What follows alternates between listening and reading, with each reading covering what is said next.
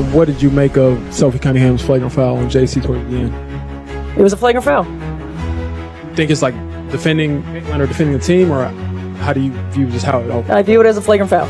In what should have been a celebration of high-level women's basketball, Friday night's WNBA matchup between the Indiana Fever and the Phoenix Mercury ended in controversy and a flagrant reminder of the league's ongoing reckoning with its brightest star, Caitlin Clark. With just over a minute left in the fourth quarter, Mercury forward Sophie Cunningham delivered a hard foul to Fever guard Christy Wallace, who was stepping in for Clark during a fast break. Though the referees quickly assessed the play as a flagrant foul, fans and analysts alike saw it as symbolic of a growing tension across the league, a wave of physical, sometimes reckless defense, increasingly targeting Clark and her teammates. When asked post-game, Clark didn't dwell on the foul. Instead, she kept it focused. We're going to the Commissioner's Cup Championship. That's what matters. But the energy in the building and across social media told a bigger story. This wasn't just a basketball play. To many, it was a message, one that raised new concerns about how stars are protected in the WNBA. Clark, fresh off a brief injury, was electric in the second half. She dropped multiple deep threes, including back-to-back-to-back bombs that sent the crowd into a frenzy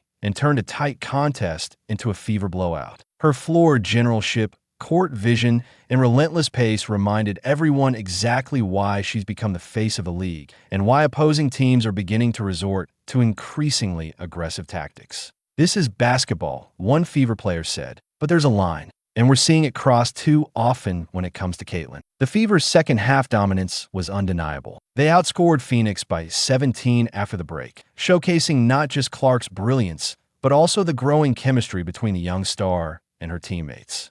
Their ball movement, transition offense, and defensive rotations were sharp, signs that Indiana is starting to look like a legitimate contender. But the conversation after the game wasn't about the X's and O's, it was about the hits. Clark's composure continues to be a double-edged sword. Her refusal to retaliate or complain has been seen by some as grace under pressure and by others as arrogance. Either way, it's clear she's being treated differently. With the Commissioner's Cup final on the horizon and Clark's global stardom only growing, the WNBA finds itself in a precarious position. Fans want to watch great basketball, not vendettas disguised as dance. And if the league doesn't protect its stars, the fallout could last far longer than one bruised possession. The Fever are surging. Clark is shining, but so is the spotlight. And it's now firmly on the WNBA to decide what kind of league it wants to be.